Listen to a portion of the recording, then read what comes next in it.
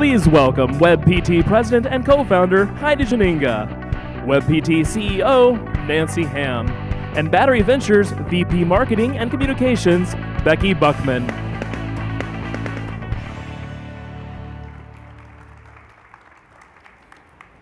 All right, thank you very much.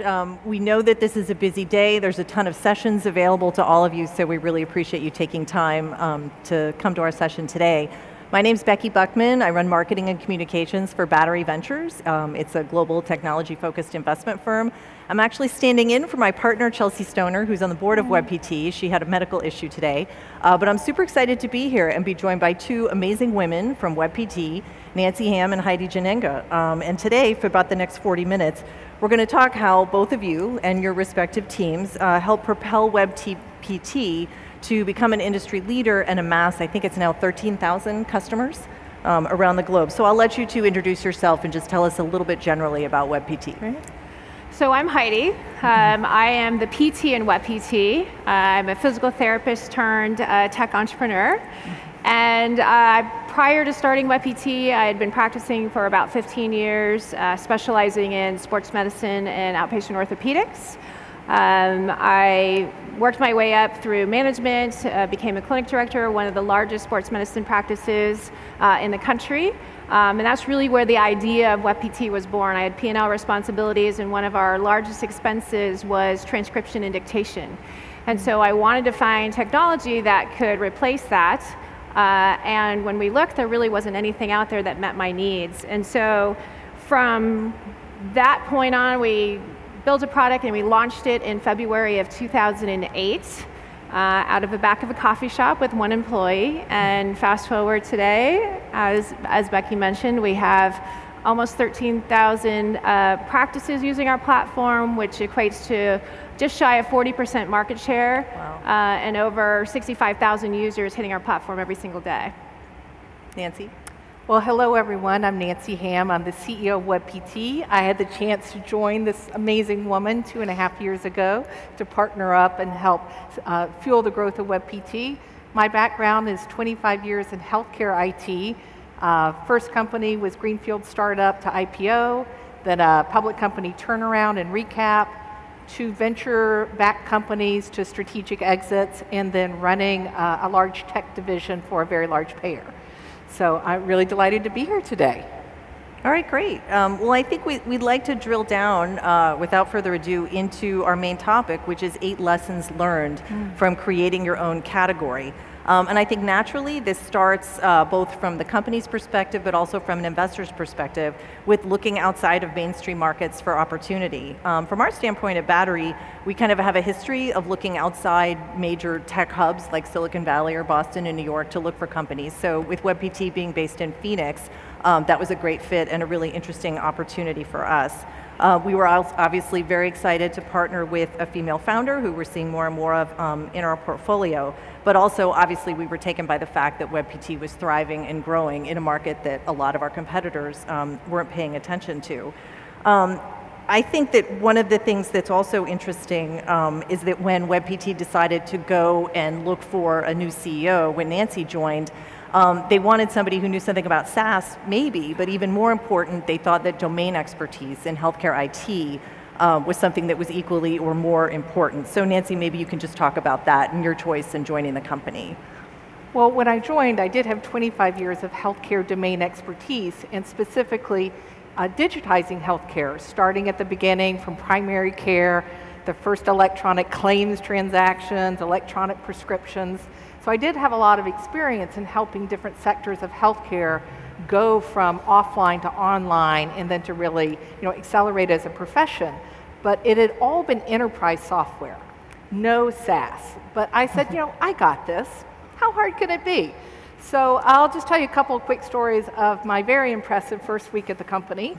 So I started in the marketing department. I thought, wow, we have a lot of people in marketing. I'm sure we can tighten that up a little bit, liberate some operating expenses. And so I went down the hall, met with the head of marketing, and I discovered a lot about inbound SaaS, about SMB, the importance of building this machine, as I call it now, that generates all these lovely leads. So I had to cross idea number 1 off my list of rationalizing marketing. In fact, we were below benchmarks for SaaS companies.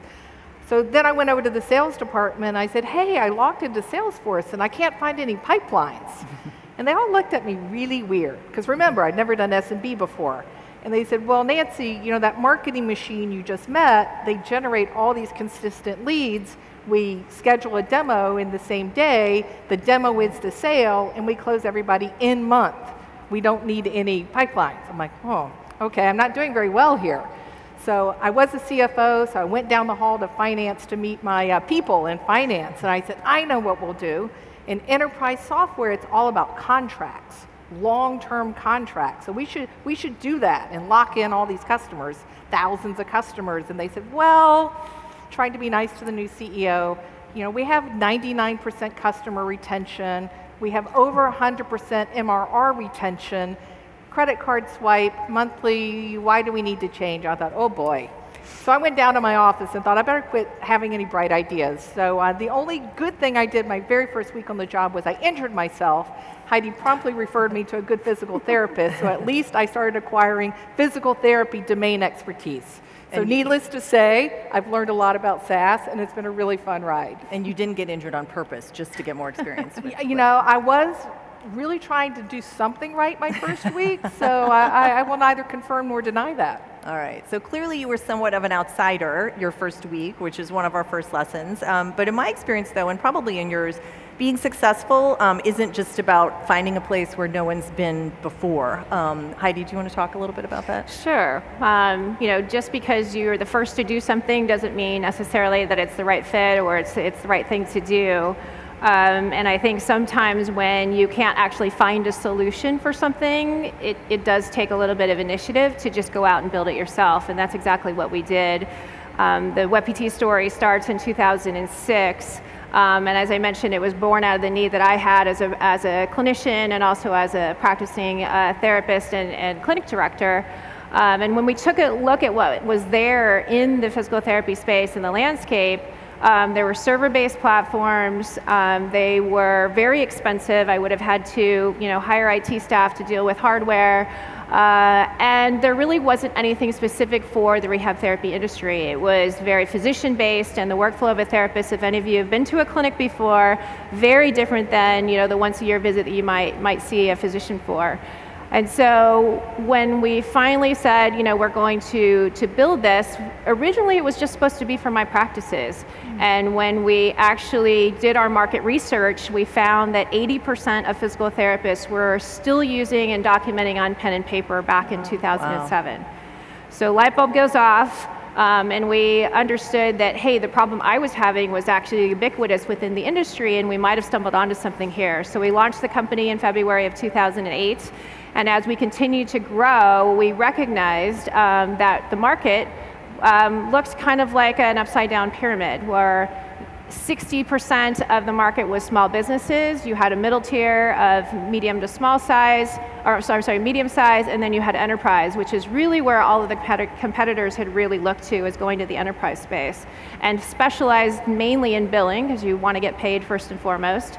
We zigged when everybody else zagged. So knowing the domain expertise, having the domain expertise as a physical therapist, our biggest pain point was documentation. And so that's where we started. And we partnered with a best-in-breed sort of strategy of being able to connect to a lot of these billing platforms. So none of our customers had to change anything they had instituted. It was really now bringing on a new product within their clinic or organization. And so we started out true SaaS. We were the first web-based application, first SaaS product in the industry. We charged $49 per provider per month. Sold 5 clinics our very first month, and here we are today with close to 40% market share. So it's been and that's in 10 years, fast forward 2019. So it's been an amazing ride, but hitting our stride in really understanding the market, and also creating the category for ourselves through multiple ways, which we'll talk a little bit more about as we go along. And I think, Heidi, you and I have talked too about, as you carve out and create your own category, sometimes you have to say no to expanding into other adjacent markets, which can be very alluring, right? Yeah, as we started to grow, and you get VCs starting to sniff around, and even as we approached angel funding, after we had been bootstrapped for 4 years, the first question, is your market size too small? Or it seems like your market size is very small since you're very niche. And one thing we get a lot of credit for now is having the discipline to stay very focused on our core competency, which was rehab therapy. And with the ability to continue to grow our TAM, but also with the greenfield opportunity it was there, we just took advantage of owning our space and owning our market, and that's what we've done. Yeah, and I think from an investor perspective, having you guys be such an expert and so kind of dominant early on in that one specific vertical, I sometimes call it a niche market, but as Nancy reminds me, it's really not so niche, right? $33 billion is not very niche, and with a lot of opportunity for it to double or triple in the near term. Exactly. And there's a lot of other niche healthcare markets. I mean, just as an example, at Battery, we invested in a company called Brightree, which is outside of Atlanta, which makes software for the home healthcare market. Even another company, similar healthcare IT company that made software for like clinical blood laboratories. So, I mean, it's amazing what the efficiencies and the low cost of the cloud can allow you to do as far as industry specialization. But I think that kind of brings us to lesson number 3, which is think depth, not breadth. Nancy, maybe I'll turn this over to you. Do you want to talk about how by narrowing your market and staying focused, you can actually expand your revenue, in particular your MRR per customer? For sure. So as Heidi shared, the company was founded with one killer product, electronic medical record, and a maniacal focus on being the best, being first, being SaaS. And that made sense because that is what you have to have. But as time has gone on, what our customers told us is once they got off pen and paper, so amazing, and started moving to digital, they said, hey, we see so many opportunities now to digitize the rest of our business, both clinically and financially. So that's the path we've been on. We have more than 13 products now in our 11th year. And so we started with other products that were must-haves, like the need to bill out electronically, of course, to schedule patients, to do appointment reminders. But then we started inventing products that they didn't know they needed, which has been really cool. Things like patient relationship management, ways to engage the patient clinically between visits, now referral relationship management. So we've really been able to expand all the ways that we help our customers. While we've been expanding horizontally, though, we've also been going deeper clinically in each product. So 10 years ago, physical therapy was mostly orthopedic related, sports medicine. You hurt yourself running or skiing, you had a knee replacement, but now the industry is much more clinically intensive. And so now there are specialties in pediatric physical therapy, speech therapy, occupational therapy, geriatric care, women's health. And so as we've been expanding horizontally, we've had the opportunity to go deeper as well. A quick example, hand therapy. So to serve hand therapists, you have to be able to document what you're doing, bill for it, have a clinical outcome, have a home exercise, have the supplies that you need, and have analytics that are relevant to that particular need. So expanding horizontally as well as clinically intensively. And that's allowed you guys to essentially double MRR, right? Well, yeah. So now MRR has grown by more than 50% in the last 3 years alone, and we're in that really happy place where we could more than double the company if we just sold all the current products to all the current customers. Okay, great. So obviously, creating deep relationships with your customers and having that knowledge within your industry seems to be a real theme here and a real driver behind the company's growth. And I think this kind of leads us to lesson number 4, which is continuously innovate through proactive listening. Because obviously, if you're not listening, you're not going to hear what your customers need and be able to serve them better. So as far as taking your company and really separating it from the rest of the pack, how have you leveraged customer feedback specifically? Well, I think that has been part of our secret sauce from the very beginning. We really wanted to create a community around WebPT where it wasn't just about a product, but it was actually truly embracing the industry. We call our customers members because we wanted them to feel like they were part of what we were doing. Early on, we created something called the Ideas Portal, which was actually within our application, and they could actually submit ideas of what they thought the most important things that we needed to enhance our product. And it was open source, so people could actually vote things up or down, and the theory was that we would kind of carve off the things at the top of the list that most people had voted for, and really put some effort into building those. We've obviously advanced our contact with our customers overall. Our product team is very involved in many aspects of dealing with our customers, including creating an advisory group in different sort of cohorts within our platform of the types of users.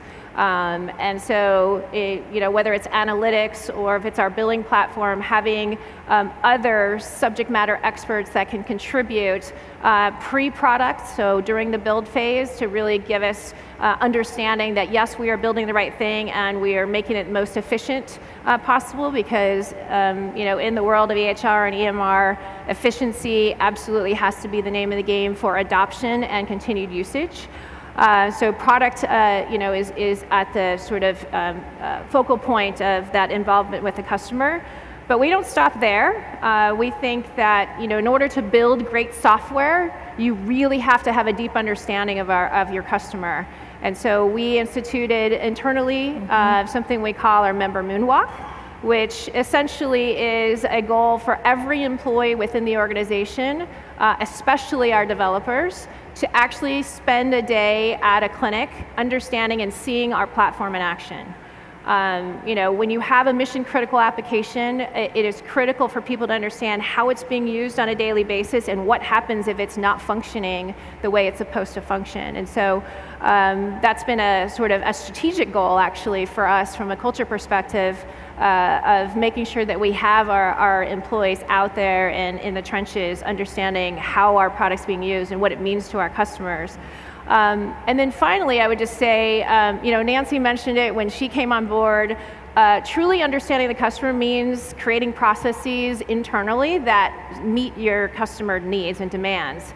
When we, again, first started going out and looking for funding, everybody wants to amplify your sales strategy, right? How can you sell more product? And the first thing, you bring in your playbook on sales, and it's usually cold calling. Well, in the SMB space within physical therapy, most of the owners are actually operators as well. So they're treating patients all day. You're not going to get to a decision maker by making a cold call. And so we had established ways of meeting them where they were at, whether it was through continuing education or at trade shows, things like that, where we could generate leads. But at the end of the day, it was really about listening and understanding your customer that has really led us and been a foundation of our success.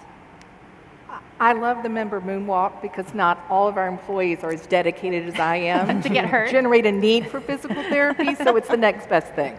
All right, and just one thing I was going to add, Heidi, I think you guys also have a fairly large number of product managers who have experience as rehab therapists as well. Yeah, it's something we've really developed as we've come along in our product team to look for specific experience, whether it's been athletic training or actual physical therapists that have been a part of our product management team has been tremendous. And as Nancy will talk about later in terms of our M&A strategy, one of the really cool things that we've been able to do is have other acquisitions and products that have actually been developed within our industry that we've been able to bring under the WebPT umbrella. And those therapists are now part of the WebPT team. And I've embraced, obviously, them as the original founder, but embraced them, and we've created something we call the Founders Collective within our organization, which I think is super cool because we all have this interesting domain expertise. We're different ages, and really it brings a lot of value to the organization to see us as therapists being able to give feedback and create more ideas for better products. Okay, fascinating. I think that's a good transition to the next lesson, which is align with investors who have deep vertical expertise. And I don't want to talk too much about Battery, but obviously we've done a lot of healthcare IT deals. We're a firm that has done a zillion software as a service deals in the past. So obviously it seemed like a good fit for us. But Nancy, you weren't at the company in 2014 when we first partnered together. Heidi, you were there. Do you want to just talk about that process a little bit? Because I know for many people in the audience, obviously finding the right investor is critical. So as I mentioned before, we were bootstrapped. We started building in 2006. We launched the company in 2008, and we were profitable by 2009. We had $1 million run rate by 2010. Some compliance and factors had added fuel to our fire in terms of more people wanting to adopt, and we saw this opportunity to grow faster, but we needed capital. And so in 2010, we decided to go out in Phoenix to do an angel round of funding, and we found a partner, Canal Partners, that was led by Jim Armstrong, who was the founder of JDA Software, one of the largest point of sale services in the world, platforms in the world. He joined our board, and what we were looking for at that point in time was SaaS experience, but also expertise in how to scale. Because we knew if we were going to do what we had wanted to do and really truly disrupt the industry, we needed to be able to scale our platform. And so we did. We took $1 million in at that point, and turned that $1 million into 17 in 2 years. And our metrics were off the charts. And as you can imagine, I don't know how they do it, but venture capital always finds you, even when you're in Phoenix. So they came and started knocking on our door and taking a lot of interest in what we were doing. We actually got to know Battery in around 2011 or so. Mm-hmm. And actually, they courted us for quite a long time. We kept saying no, no, no, and they said, well, we can help. Let us help you. And they sure enough, they did. They made really great introductions, and we did start a process in 2014, and ultimately Battery did win the deal, and we did an institutional round with Battery Ventures in 2014. And at that point, our thesis was really around, we had obviously significantly grown, but this was how do we take the company to the next level? How do we really grow? We had, had crossed the 100 employee barrier, but we really wanted to scale to get to that, $50, $100 million mark. Mm-hmm. And so looking for domain expertise, and also obviously having Chelsea talk to us about the Brightree playbook that they had done, really helped to solidify our understanding that, yeah, this is going to be the right partner to take us to that next level. Not only that, but just their discipline overall of just the business practices, and also letting us continue to be operators. Mm-hmm. And I will just say that their belief in our vision and hanging around for so long really made us understand that they truly were interested in what our opportunity was going to be, and being able to stay very, very clearly focused in the rehab therapy industry, all led to our great partnership with Battery. And how many, I think we've talked about this before, how many investors did you talk to? It was quite a few, right? We actually went through 2 processes. Wow. With Battery making it to the finals the first time. We got valuation stars in our eyes the first time, but walked away at the altar because at the end of the day, we do have a very strong culture at WebPT with a set of core values that truly is the foundation of our company. And we took a step back. It just didn't feel right the first time, and we walked away. And that was a big decision for the organization. About 8 months later, we decided to go out with a process, and we went to probably 100 dinners. Like, wow. We had an investment banker, but we just kind of wanted to understand the landscape a lot more. The second time around was a much shorter process. We were very focused in the people that we had liked previously that we brought back to the table. And also made the decision, which was different from the first, to actually give up control of the company. So we gave up 51% of the company. We were, as founders, able to take some liquidity off the table, which really allowed us to be a lot less risk averse in making decisions and really being able to swing to the fences as we've done. And it's paid off. Yeah, definitely. Well, I think I want to bring the conversation back to another theme that has come up a couple times, which is expertise. You know, domain expertise, expertise by the company, expertise by your investor. And naturally, there's a lot of knowledge and expertise internalized, you know, within your company. And I think that is something that we wanted to talk about as far as lesson number 6, which is lead your industry. Don't just sell them software. So can either of you maybe share with us how the team at WebPT kind of turned that internal expertise into a real engine to drive growth for the company? Well, I'll kick it off. I mean, from the very, very beginning, being a physical therapy, it's my industry that we were trying to disrupt and we were trying to make changes in. And as I even recall back when we were truly trying to, you know, write down the vision of what we wanted to build with WebPT on the back of that ATM envelope back in 2007, it included advocacy. It included this, you know, thought leadership sort of, hey, we need to put this out there because in general, physical therapists are not recognized for their expertise in the greater healthcare industry landscape. And so, you know, we have a brand problem, if you will. And so getting the physical therapy name out there to help increase the volume of patients would only help us in the long run because we would get more clinics that would have to open up to serve those patients. And so when we took our first round of funding in 2010, we committed to a marketing strategy that really solidified that thought leadership in terms of content marketing and digital marketing. And we started flooding the internet with blogs, we did free webinars, and we did all kinds of content out there to really to help people understand more about what we were doing, because there wasn't a lot of understanding around the business side of physical therapy in general. And so today, we're actually the 3rd most sought after resource behind the Center for Medicaid and Medicare Services and the American Physical Therapy Association with any keywords that have to do with physical therapy. So all of that has really helped us, again, as a brand, that a known entity within the system, or within our industry. So anytime, even if you aren't looking for an EMR today, when you're ready, we want to be the first thing that comes off of in your mind as to, hey, they're at least the person I should go to first. And Nancy can attest to, as we've now moved up market, that has helped tremendously in terms of the brand recognition and understanding what we've done for the industry. Yeah, I sometimes think Heidi created 2 companies, you know, the commercial software company and this incredible industry advocacy company, and it's really been a big part of our success. She mentioned some of the tactics, but not some of the numbers that really blew me away when I was looking at joining the company. You know, we get over 7 million web hits a year. Webinars in enterprise, if you get 300 people to come to a webinar, that's amazing. We get 35,000 people a year.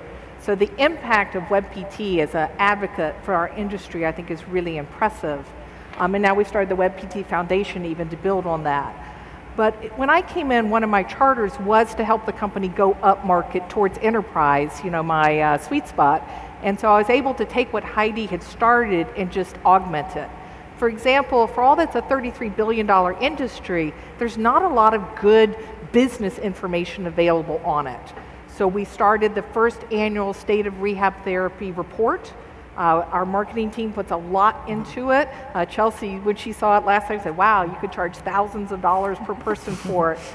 This year we expect to have about 10,000 respondents, and it creates a profile of our industry, of demographics, of trends, concerns, of course, technology, adoption, et cetera, that no one else has. And so it put us on the mind map of C-suite executives at these larger companies. The second thing is Heidi mentioned briefly before that she started a thought leadership conference 5 years ago called Ascend. I was really happy to hear Nick Mehta at Gainsight talk about his Pulse conference because we really did something similar. So not a clinical conference, there are plenty of those, but a business conference for larger enterprises. This year we tried 2 new things that I was really excited about. We created an invitation-only club called the Executive Summit that met the day before. We invited only the largest operators, and that was fun because we don't know all the largest operators coming from SMB. So our marketing team created this really beautiful, bespoke, physical invitation gift box that went to all the industry thought leaders with our survey, with other information about the company. We worked the phones, and we were able to convene over 50% of the large operators to come meet, and not to sell them anything, but to talk about the state of the industry. That executive summit we've taken on the road now. We have executive summit dinners in major cities about every 6 weeks. And then with Becky's help, we tried something yet again new, which is reaching out to the investors in the clinic side. So today there are over 20 private equity investors active in buying up clinics, buying up these SMB businesses and aggregating them into larger chains. And so these are the board members and investors of the people we want to sell to. We partnered with Battery, and at an industry investment conference, we invited those 20 investors to come to a breakfast with us, and working together, we got 80% of them to come. And so think about the power of that, being able to speak to the boardroom of the people we want to sell to, and certainly leave them with a good impression of WebPT, but also to advance themes that we think will double or triple our whole industry to everybody's behalf. So that's been a really cool journey, building on that SMB thought leadership and taking it up market. Exactly, and I did want to just double click for a minute on the big industry report that Nancy mentioned, the state of rehab therapy. I think no matter what your industry, doing these kinds of deep dive research projects can pay dividends on a number of levels. I mean, I'm a marketer, so I think also from a PR and a comms perspective, journalists are much more likely to want to write about interesting industry data than they are about company-specific marketing pitches, you know, and that's something you guys, so you were able to leverage this, I think, through multiple channels, right? Well, such a good point. Two things that we had a spotlight on this year were we created the first pay guide for our whole industry, because pay scale and tools like that don't follow physical therapists. Right. Number one most downloaded thing we created, but it put a spotlight on the gender gap in pay. And that's a theme that journalists will pick up and run with. The second general theme we created was the crisis in student debt. Right. Over $100,000 to get a doctorate in physical therapy versus what you can make. So using that to create this bridge to a broader market. And the third is the opioid crisis, which we might get around to talking about. So absolutely. Yeah, it's a super, super effective marketing strategy. I think you guys have been very astute with marketing. I think positioning yourself in the industry is a core part of that. But I think after you guys established your core position, it strikes me that one of the things you did next was look at expanding your market share beyond just selling to your core customers.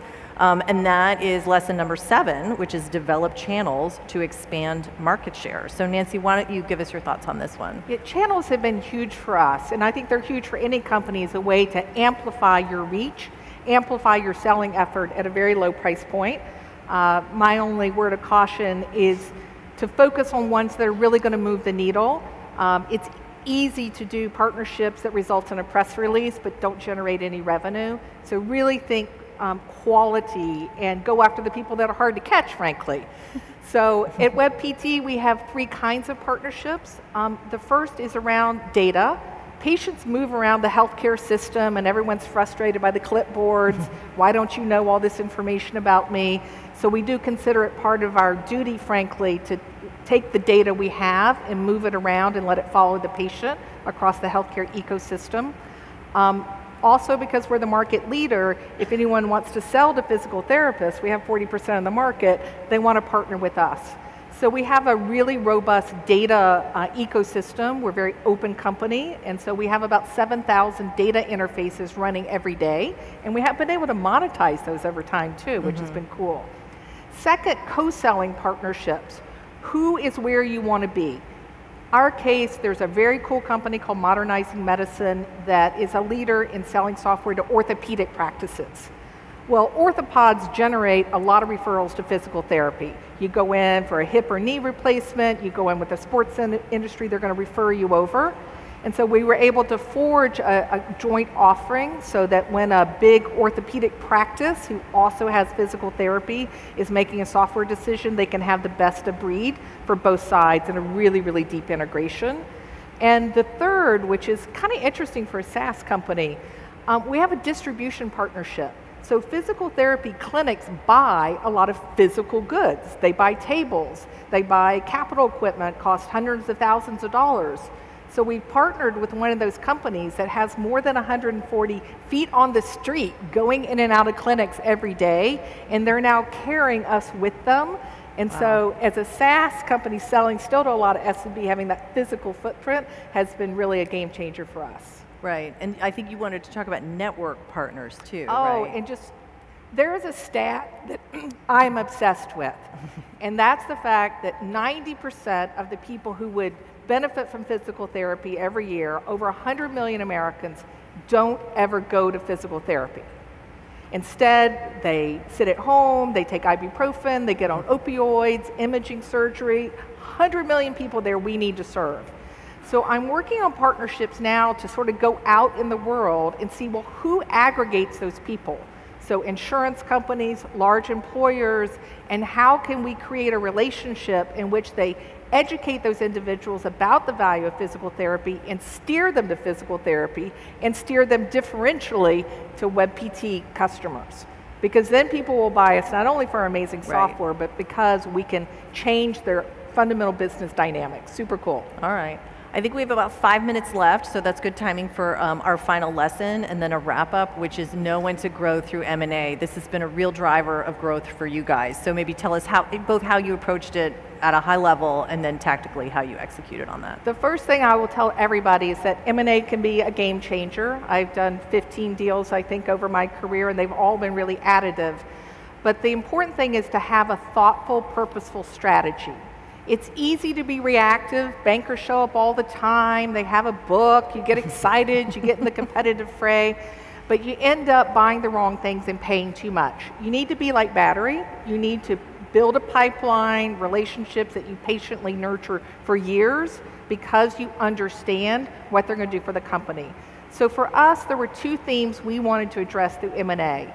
One is that the number one reason we lose customers is they're purchased by someone else. I mentioned those 20 PE firms rolling up clinics, so the market was getting big fast, and we needed to keep up and scale up. And what was really important for me is to have a portfolio that every single person wanted to do business with us. And this is a challenge when you have the core workflow product like an EMR, because once you have one, you don't wake up every day thinking you want to switch to a different one. And so when I came in and I started knocking on that enterprise door, which is not where WebPT started, the conversation went something like this. Nice to meet you. Of course I know WebPT. WebPT is awesome, but I'm not looking to switch my EMR. Goodbye. Click.